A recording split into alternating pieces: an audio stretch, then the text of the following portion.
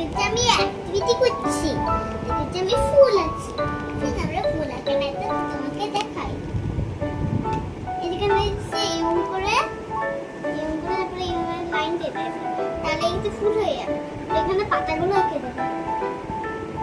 এখন আমি পাতাগুলো আঁকছি।